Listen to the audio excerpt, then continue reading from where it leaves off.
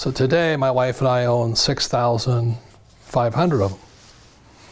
And every month, 6,500 houses put money in my pocket. Debt has gotten a very bad name for a lot of reasons because most people misuse debt.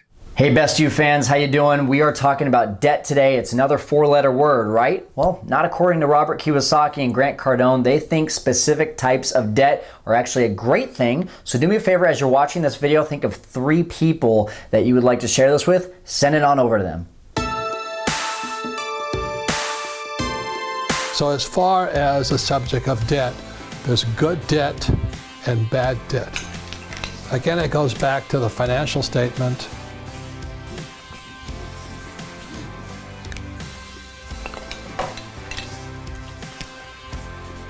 Income, expense, asset, liability. So debt falls in here. So if you, let's say I'm going to buy, everybody says I'm going to buy a house, and everybody says my house is an asset. That's not true. Your house is a liability. I don't care if you have no debt on it or not. A house is a liability. Same as if you have a car.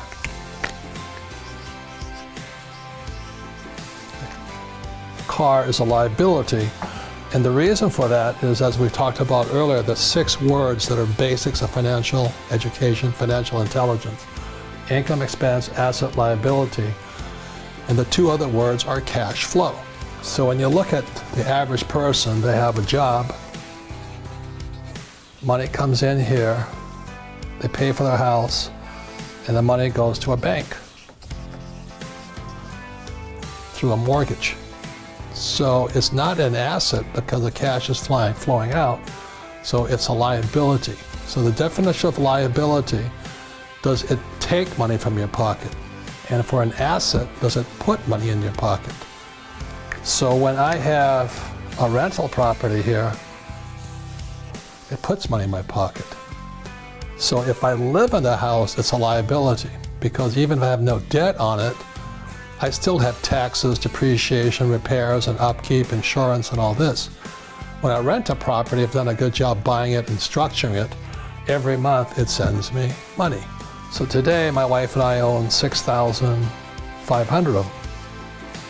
And every month, 6,500 houses put money in my pocket. My people who live in them love me and all this because they have a place to live. But all of this comes from debt. So we have 100% finance here. It's all debt. So this is good debt.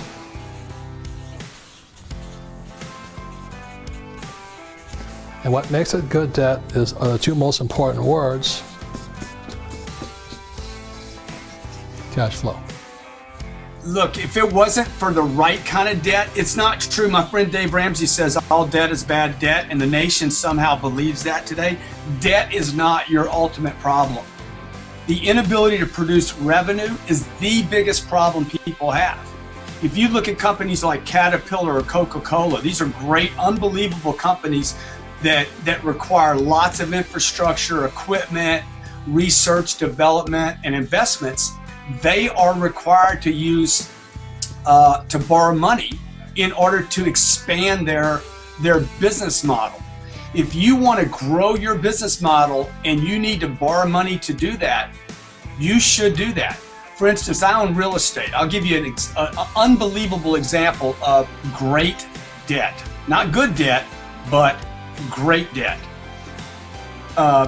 Anytime it's sustainable by others, debt is good. Close the door. Anytime debt is sustainable by others, it should be considered good debt. What that means is I don't pay for the debt, somebody else does.